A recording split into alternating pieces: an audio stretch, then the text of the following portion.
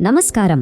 ఈరోజు మనం ఒక అత్యంత ఆసక్తికరమైన అలాగే ఎన్నో చర్చలకు దారితీసిన పుస్తకం థియావుబా ప్రొఫెసీ గురించి మాట్లాడుకోబోతున్నాం.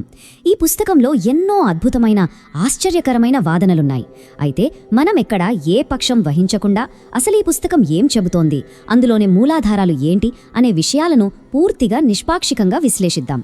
ఇక ఏ మాత్రం ఆలస్యం చెయ్యకుండా మొదలు పెట్టేద్దాం. సరే, ఇక నేరుగా విషయంలోకి వెళ్ళిపోదాం. ఈ కథ అంతా ఒక తీవ్రమైన హెచ్చరికతో మొదలవుతుంది. అదేమిటంటే, భూమి ప్రమాదంలో ఉంది. సామాన్య ప్రజలు తమ జీవన శైలిని, ఆలోచనా విధానాన్ని మార్చుకోకపోతే ఒక రోజు ఈ గ్రహం నాశనమవుతుంది. ఈ మాటలు సాక్షాత్తు గ్రహాంతరవాసులు మైకేల్ డెస్మార్కెట్కు చెప్పినట్లుగా ఈ పుస్తకం పేర్కొంటోంది. వినడానికే చాలా ఉత్కంఠగా ఉంది కదూ. ఈ విశ్లేషణలో మనం ప్రధానంగా 6 కీలక అంశాలను చూడబోతున్నాం. గ్రహాంతరవాసుల అపహరణ వాదన, విశ్వంలోని 9 గ్రహాల కేటగిరీలు, భూమిపై ఉన్న పురాతన రహస్యాలు, ఆ థియావుబా గ్రహంపై జీవన శైలి ఎలా ఉంటుంది, వారి అడ్వాన్స్డ్ టెక్నాలజీ, చివరగా మతం కంటే ఆధ్యాత్మికతకు వారిస్తున్న ప్రాధాన్యత. ఇవన్నీ ఒకదాని తర్వాత ఒకటి చూద్దాం. మొదటి విభాగం గ్రహాంతరవాసుల అపహరణ వాదన, అలాగే 1987లో మైకేల్ డెస్మార్కెట్ చేసిన ప్రయాణం. అసలు ఈ కథ ఎక్కడ, ఎలా మొదలైందో ఇక్కడ గమనిద్దాం. 1987వ సంవత్సరంలో మైకేల్ డెస్మార్కెట్ అనే ఆస్ట్రేలియన్ జర్నలిస్ట్ ఒక సంచలన ప్రకటన చేశారు.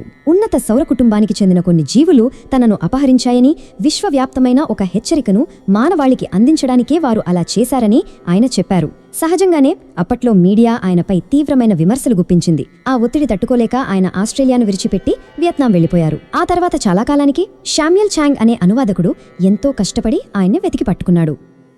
అయితే ఇదంతా కేవలం సైన్స్ ఫిక్షన్ మాత్రమే కాదని నిరూపించడానికి శామ్యూల్ చాంగ్ చాలా ప్రయత్నాలు చేశారు. వియత్నాంలో డెస్మార్కెట్ను 2 సార్లు కలవడమే కాకుండా పుస్తకంలో చెప్పిన కొన్ని నిర్దిష్టమైన విషయాలను ఆయన స్వయంగా పరిశోధించారు.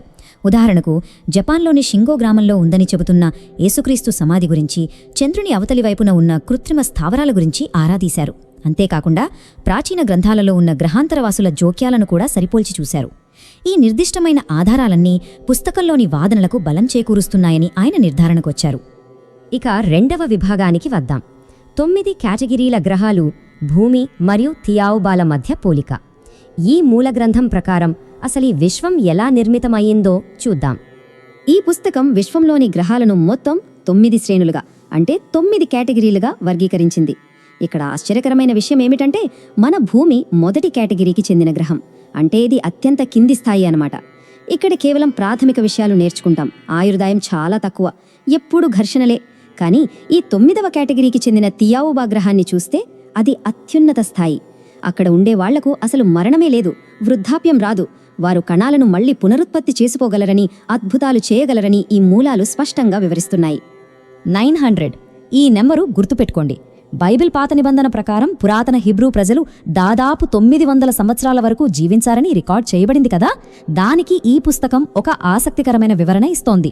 వాస్తవానికి ఆ హిబ్రూ ప్రజలు 3వ కేటగిరీ గ్రహం నుండి భూమిపైకి వచ్చారట. ఇక్కడకు వచ్చిన తర్వాత భూమి వాతావరణం ప్రభావం వల్ల క్రమక్రమంగా వారి ఆయుర్దాయం తగ్గిపోతూ వచ్చిందని ఈ కథనం చెప్తోంది. 3వ విభాగం భూమిపై ఉన్న పురాతన రహస్యాలను ఛేదించడం. మానవాళికి ఉన్న అతిపెద్ద హిస్టారికల్ మిస్టరీలను ఈ పుస్తకం గ్రహాంతర వాసుల కోణంలో ఎలా వివరిస్తోందో ఇప్పుడు తెలుసుకుందాం. ఇక్కడ అసలైన ఆసక్తికరమైన విషయం దాగి ఉంది. ప్రపంచంలోని అత్యంత ప్రసిద్ధ రహస్యాలను ఈ మూలాలు ఎలా వివరిస్తున్నాయో చూడండి. బర్ముడా ట్రయాంగిల్ అనేది సమాంతర విశ్వానికి, అంటే ప్యారలల్ యూనివర్స్కి వెళ్లే ఒక సహజమైన పోర్టల్ అని చెబుతోంది. అలాగే ఈజిప్టులోని గ్రేట్ పిరమిడ్ను థోత్ అనే వ్యక్తి యాంటీ గ్రావిటీ టెక్నాలజీని ఉపయోగించి నిర్మించాడని వివరిస్తోంది. ఇక ఈస్టర్ ద్వీపంలో కనిపించే ఆ భారీ విగ్రహాలను చూస్తే వాటిని థియావుబా వాసులను గౌరవించడం కోసం లెమూరియన్స్ అనే అత్యంత ఆధునిక నాగరికతకు చెందినవారు నిర్మించారని ఈ పుస్తకం పేర్కొంటోంది. ఈ కాలక్రమాన్ని ఒకసారి గమనిద్దాం. ఈ పుస్తకం చెబుతున్న లెక్కల ప్రకారం 13,50,000 సంవత్సరాల క్రితమే అంగారక గ్రహంపై, అంటే మార్స్పై జీవం ఉండేదట. 20 నుండి 30,000 సంవత్సరాల క్రితం ఈస్టర్ ఐలాండ్ విగ్రహాలు నిర్మించారు. 17,000 సంవత్సరాల క్రితం ఆ గ్రేట్ పిరమిడ్ను ఒక ఎనర్జీ సెంటర్గా నిర్మించారు. ఇక 14,500 సంవత్సరాల క్రితం లెమురియర్ అనే ఒక పెద్ద ఖండం మహాసముద్రంలో మునిగిపోయిందని ఈ టైమ్లైన్ చెబుతోంది. ఇది మనం ఇప్పటివరకు చదువుకున్న చరిత్రకు పూర్తిగా భిన్నంగా ఉంది కదూ. 4వ విభాగం థియావుబా గ్రహంపై జీవన శైలి. అసలు ఆ 9వ కేటగిరీ గ్రహంపై నివసించే వారి దైనందిన జీవితం ఎలా ఉంటుంది, ఆ సమాజం ఎలా ఉంటుందో చూద్దాం. ఆ గ్రహంపై ఉన్న పరిస్థితులను వింటుంటే ఒక సరికొత్త ప్రపంచం కళ్ల ముందు కదులుతుంది. అక్కడ అసలు డబ్బు అనేదే లేదు, ఆర్థిక వ్యవస్థ లేదు. మొత్తం సమాజాన్ని 7 మాస్టర్స్ నడిపిస్తారు. పనిపాట విషయానికొస్తే వారానికి కేవలం కొన్ని గంటలు మాత్రమే పనిచేస్తారు. మిగతా సమయమంతా ధ్యానం, ఆధ్యాత్మికతపైనే గడుపుతారు. ఇక భోజనమంటారా, వాళ్ళు 2 రోజులకొకసారి క్యాలరీలను నెమ్మదిగా రిలీజ్ చేసే ఒక ప్రత్యేకమైన పౌడర్ను మాత్రమే తీసుకుంటారు. అత్యంత ఆశ్చర్యకరమైన విషయం ఏమిటంటే అక్కడ వాళ్ళందరూ ఎప్పటికీ 33 ఏళ్ల వయసులోనే కనిపిస్తారట. మన భూమి మీదున్న సమస్యలకు, అక్కడున్న ప్రశాంతతకు ఎక్కడా పొంతనలేదు కదా. భూమిపై మనం చారిత్రాత్మకంగా చూసుకుంటే పురుషాధిక్యత ఎక్కువగా కనిపిస్తుంది. సమానత్వం కోసం ఇంకా పోరాటాలు జరుగుతూనే ఉన్నాయి. కానీ ఈ మూలాల ప్రకారం థియావుబాలో అలా కాదు. అక్కడివారు ఉభయలింగులు, అంటే వారిలో పురుష మరియు స్త్రీ లక్షణాలు రెండూ ఉంటాయి. అక్కడ జెండర్ డివిజన్స్ లేవు. అందరూ ఒకే సృష్టికర్త చేత సృష్టించబడ్డారు కాబట్టి పూర్తి సమానత్వం ఉంటుంది. వారంతట వారే స్వయంగా పునరుత్పత్తి చేసుకోగలరని ఈ మూలాలు చెబుతున్నాయి. ఇది నిజంగా భూమి చరిత్రకు చాలా భిన్నంగా అనిపిస్తుంది. 5వ విభాగం, అధునాతన గ్రహాంతర సాంకేతికత. మానవ చరిత్రను మలుపు తిప్పగలిగేంత శక్తివంతమైన ఆ అడ్వాన్స్ టెక్నాలజీ ఏమిటో ఇప్పుడు తెలుసుకుందాం. ఇక్కడ మనం గమనించాల్సిన ఒక అద్భుతమైన పాయింట్ ఉంది. మానవులకు ఏవి మ్యాజిక్ లాగా, మిరాకిల్స్ లాగా అనిపిస్తాయో అదంతా వారి టెక్నాలజీ అని ఈ పుస్తకం వర్ణిస్తోంది. నిశ్శబ్దంగా గంటకు 250 మైళ్ల వేగంతో దూసుకుపోయే యాంటీగ్రావిటీ డివైజులు వారి సొంతం. డోకోస్ అని పిలిచే వారి ఇళ్ళు కేవలం లోపల నుండి బయటకు మాత్రమే చూసేలా రూపొందించబడ్డాయి. తమ ప్రాంతంపై వర్షం పడకుండా వాతావరణాన్ని కూడా కంట్రోల్ చేయగలరు. గాలి నుండి నీటిని తయారు చేయడం, యాటమ్స్ని స్ప్లిట్ చేయడం, టెలిపోర్టేషన్ ద్వారా కాంతి కంటే వేగంగా ప్రయాణించడం, అంతెందుకు మెదడు నుండి మెదడుకు నేరుగా నాలెడ్జ్ను బదిలీ చేసే అద్భుతమైన సాంకేతికత వారి దగ్గరుందని ఈ పుస్తకం వివరిస్తోంది.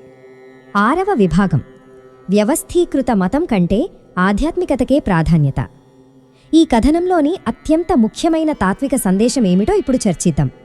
ఈ పుస్తకం చేసిన ఒక అత్యంత వివాదాస్పదమైన కానీ అంతే ముఖ్యమైన వాదనను మనమిక్కడ నిష్పాక్షికంగా పరిశీలించాలి. మతమనేది మానవులు సృష్టించిన ఒక దళారీ వ్యవస్థ అని, ఇది భూమిపై ఒక 4వ శాపమని ఈ మూలాలు అభివర్ణిస్తున్నాయి. చరిత్రలో జరిగిన ఎన్నో దారుణాలకు అదే కారణమని పేర్కొన్నాయి.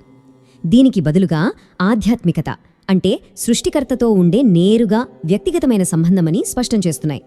ఆ సృష్టికర్త తనలోని ఒక చిన్న అణువును ప్రతి మనిషిలో ఉంచాడని, కాబట్టి ఏ మధ్యవర్తులు లేకుండా ఆ సృష్టికర్తతో డైరెక్ట్గా కనెక్ట్ కావచ్చని ఈ పుస్తకం బలంగా చెబుతోంది. అంతేకాదు, మానవాళిని వినాశనం నుండి రక్షించడానికి, ఆధ్యాత్మికత వైపు నడిపించడానికి ఆ ఉన్నత గ్రహవాసులు ఎప్పటికప్పుడు మన భూమిపై జోక్యం చేసుకుంటూనే ఉన్నారని ఈ పుస్తకం చెబుతోంది. మోసెస్ కోసం ఎర్ర సముద్రాన్ని 2గా చీల్చడం, యేసుక్రీస్తు జననం, ఆయన పనులకు మార్గదర్శకత్వం వహించడం. ఇక్కడ ఒక విషయం ఏంటంటే యేసుక్రీస్తు కూడా ఆ థియావుబా గ్రహం నుండే వచ్చారని ఇందులో రాశారు. అలాగే జర్మనీ అణుపురోగతిని ఆపడం, ఎనాక్ను తమ గ్రహానికి తీసుకువెళ్లి జ్ఞానాన్నివ్వడం, ప్రాచీన లాటిన్ అమెరికా, ఆసియాలలో దేవతలుగా అవతరించడం, ఇవన్నీ వాళ్లు చేసిన జోక్యాలే అని వివరిస్తోంది. ఇక ఈ విశ్లేషణను ముగించే ముందు ఒక లోతైన ప్రశ్న మన ముందు ఉంచుకుందాం.